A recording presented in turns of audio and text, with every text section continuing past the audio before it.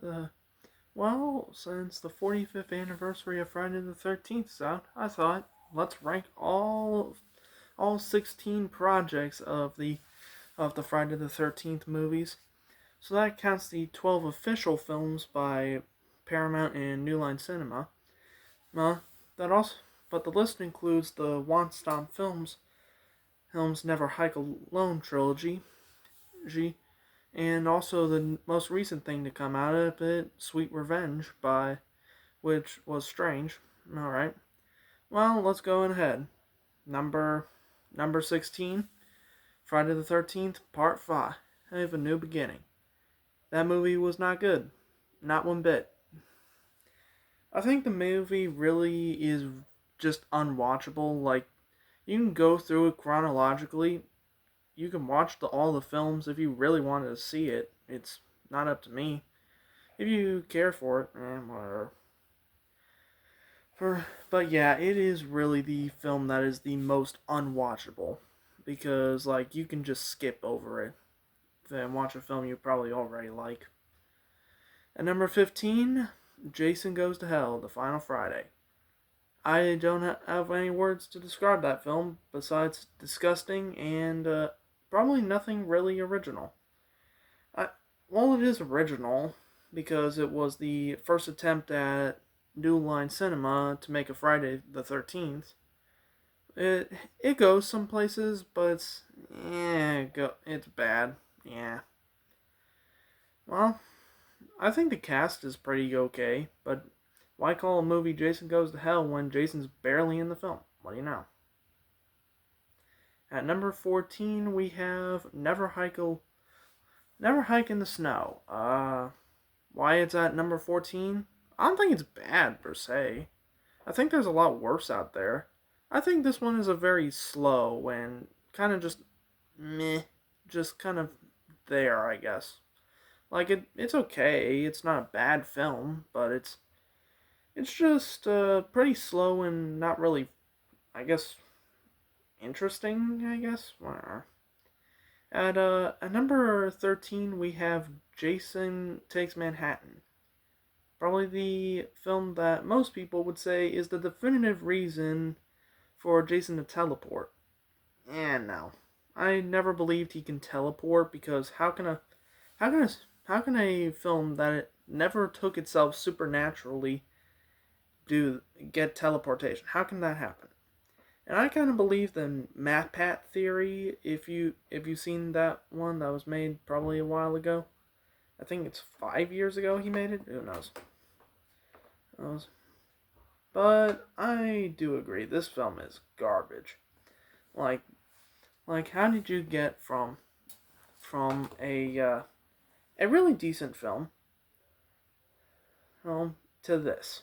This is garbage. All right. At number 12 we have at number 12 we have Friday the 13th Part 3. Right. Right. If you just watch the original 3 movies from Friday the 13th, this one is the weakest. Cuz I think it's just a carbon carmite of the original 2. It's not original, it's not entertaining, and by far a very lackluster but hey, if you wanted Jason to die, there you have it. Well, at number 11 we have Freddy vs. Jason. Yeah. I like this film, okay? I think it's fun. The thing is, for as Jason goes, he's not interesting at one bit. Not one bit for this film. I don't really care for the actor who plays him, Ken Kersinger. He's okay in the role. He just never bought as Jason. I never bought him as Jason. So, and what's with every single person seeing that this is his design? No, behind the scenes he had makeup on. He did not have that prosthetic awesome look. That was only for one. That's only for one scene. And it's very hard noticeable. It was only for one and nope, it did not help. Oh well. No, because most of the time he was wearing that mask and it was really stupid. Oh well. Well, at number 10 we have Sweet Revenge, the most recent thing to come out of the Friday the 13th series. For a commercial, it's okay, I guess. It's not bad in any means necessary. For a commercial for beer, like, this is our 45th anniversary, and we're making a commercial for beer. That's kind of stupid, isn't it? For anyone who hates the Jason design, I'm okay with it. I don't think it's that bad. I mean, we have Jason Takes Manhattan, Jason Goes to Hell. I mean, those are pretty bad designs. Well, this one's just mediocre, I guess. I don't know. Well, but for Jason, he kind of appears he's not really interesting in the film. Oh well. Well, at number 9. At number 9, we have... at number 9, we have Never Hike Alone, the first fan film by Womp Stomp Films. As a standalone thing, it's fine. It's fun. It's a interesting take on Jason. I like the idea of a vlogger going into Camp Crystal Lake decades after it closed. So that's interesting in my opinion, but it's not a bad choice. It's just not the most interesting thing to come out of it. But the gore is incredible, and it's really impressive how this entire thing was made. Like, this is an interesting thing while the rights were going on, so whatever. At number 8, we have the Friday the 13th Part 7, The New Blood. Probably everyone would say, is this a good middle ground, I guess. This one definitely is not the most impressive. I think this one has the best design of Jason overall, but this movie is just It's too familiar. You know what's gonna happen. That's what I get out of this film. It's not very original and doesn't really hold. And it's decent. Story's a mess, and we have a decently good Jason design and death, but nothing really else. At number 7, we have part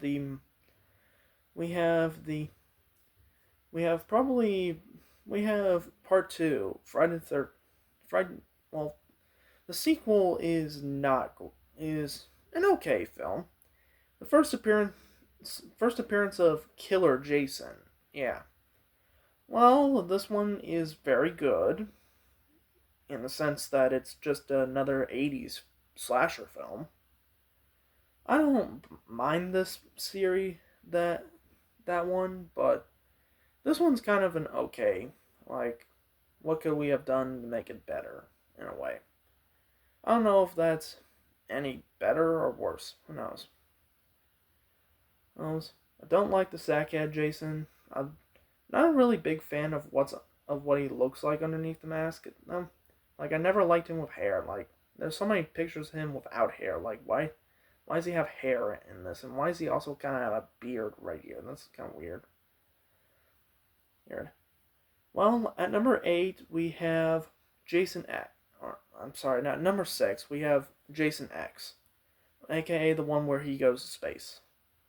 I kind of enjoyed this one. I think it's very cheesy. Yes. Is it have bad acting? Yes. Does it have okay writing? Yes. Does it have bad Jason design? No. I like the main design of Jason. I like that dog like the chain around his neck. I think that's interesting. The hockey mask does look a bit smaller than usual, but I think that was just a design choice. Then also we have probably the big dog, Uber Jason, in this one. For anyone who says he's like a Power Rangers villain, come on, really? A Power Rangers villain's kind of stepping close, but this one definitely doesn't close counter as that, so whatever. Alright, at our top 5. At number 5 we have the original Friday the 13th from 1980, of its 45th anniversary.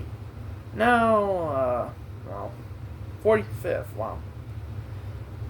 This film is pretty I think it's a decade of its time. It showcases that really much. It's not really timeless like anything else, like any other slasher film, but this one ain't. But this one is not bad. It's really good. I like Pamela Voorhees. She's interesting as a character. I kind of wish we got more time with her. Like, if she was introduced in like more of the film, she would be it would be interesting for the twist of her being the killer. And I like how she blames Crystal Lake for her son's death. I like that. I think that's interesting. Oh but not a fan of what they do with her in the later series, where they don't bring her up anymore. Oh well. At number 4, we have Never Hike Alone 2. Okay, this is a great ending to a trilogy, I gotta say. Tommy Jarvis, played by Tom Matthews, is really good in this one. I like him. I think he's interesting. In this one, as a grizzled, older character he played years ago. No, and it was awesome. This Jason is clearly a survivor. This one is just intimidating and interesting for a Jason. And I think that was a interesting choice they can go with. And I like when they shatter his mask where like there's a big chunk of it gone. I think that's a real interesting detail, and I think it's a really impressive fan film and a really good way to end off this little trilogy we got. I think that's interesting. And I really wish that this version of Jason got the big screen. Like it was handled in a big screen way. Right? But it's interesting of how fan films can be. Well, at number 3 we have probably anyone's favorite Friday the 13th Part 6, Jason Lives. I think this one is very gothic. Like, this was very inspirational of Universal classics. I think it does hold up like that. And I think that way. Tom Matthews was good as Tommy Jarvis, but he's kind of barely in that film. And doesn't really do much with his character, if anyone agrees. I'm not against him. I think he was great in the role.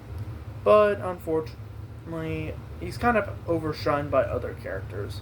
And the gore is impressive. Also, here's an interesting thing. This is the first film in the franchise without any nudity. Like, if any of you people probably watch these films, you're gonna see that this film is not really going to that bit. There's gore, and it's actually PG-13. Well, you know. Now, if anyone finds that interesting, go ahead. Alright, at number 2, we have Friday the Final Chapter. But it's not the final chapter, it's part 4. Well, I'm okay with it. I like this film. If I have to recommend any of the films to him, like just a casual watcher, I recommend this film. Corey Feldman was really the kid at the time. Like, this is the film that started his career here as a good actor, and I think that's a very good idea. Yeah, this Jason's cool and all. Oh, I do like the way how he dies at the end, where we split open his head. Like, that's interesting. And you have a kill. There's so many cool things, like Crispin Glover's character Jim. I like him. I think he's interesting as a character. Like, we want to see him win. He's that awkward teeny character that a lot of films try to pressure us into liking. Unfortunately, he gets killed off. Oh well. Sorry for the almost 41-year-old film. Oh well. Alright, but at number 1, if you're probably wondering, there's only one more film. It's the Friday the 13th remake from 2009. I enjoy this film. I think this one is a lot better than other films. This one, I feel like, mixes the first 4 of the films and puts them all together. Like, it takes the best parts of the first 4 and cranks it up to 11. That's just my opinion on all of it, and I love Derek Mears as Jason. I think he's awesome. That is it for this one. If you want to subscribe, go right ahead. No one's stopping you.